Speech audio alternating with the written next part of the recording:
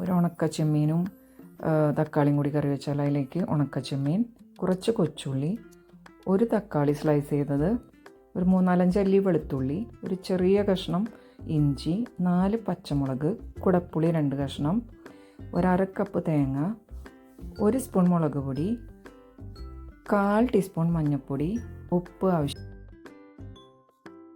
പിന്നെ ചട്ടി വെച്ച് നമുക്ക് കഴുകി വാരി വെച്ച് ഉണക്കച്ചെമ്മീൻ ആദ്യം തന്നെ ഇട്ട് കൊടുക്കാം. പിന്നെ കൊച്ചുള്ളി അരിഞ്ഞു വെച്ചത് ഇട്ട് കൊടുക്കുക.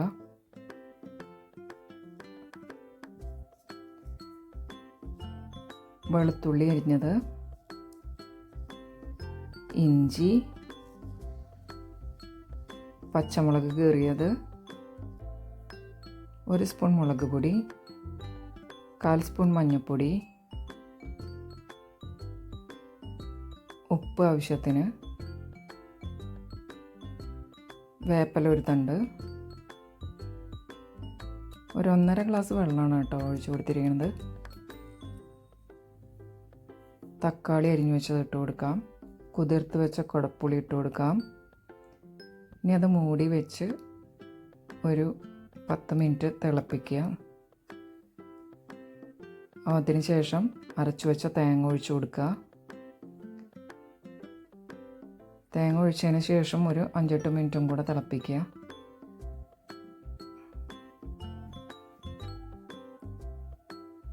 അപ്പോൾ ഒരു 5-8 മിനിറ്റ് കഴിഞ്ഞു.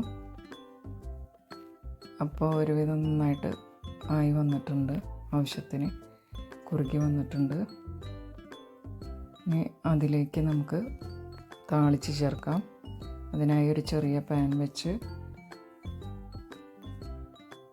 ഒരു 3-4 കൊച്ചുള്ളി സ്ലൈസ് ചെയ്തത്, 1 തണ്ട് കറിവേപ്പിലയും കൂടെ ചേർക്കുക. എന്നിട്ട് അത് നല്ല ബ്രൗൺ നിറമാവണ വരെ വഴറ്റിയെടുത്ത്, നല്ല ബ്രൗൺ നിറമാവണം കേട്ടോ, വഴറ്റിയെടുത്തിട്ട് കറിയിലേക്ക് ചേർക്കുക. അതിനുശേഷം ഒരു 10-20 മിനിറ്റ് ഇത് അടച്ച് വെക്കുക കേട്ടോ. അതിനുശേഷം യൂസ് ചെയ്യുക. നല്ല ടേസ്റ്റി ആയിട്ടുള്ള ചെമ്മീൻ കറിയാണ്. എല്ലാവരും ട്രൈ ചെയ്ത് നോക്കുക. Thank you.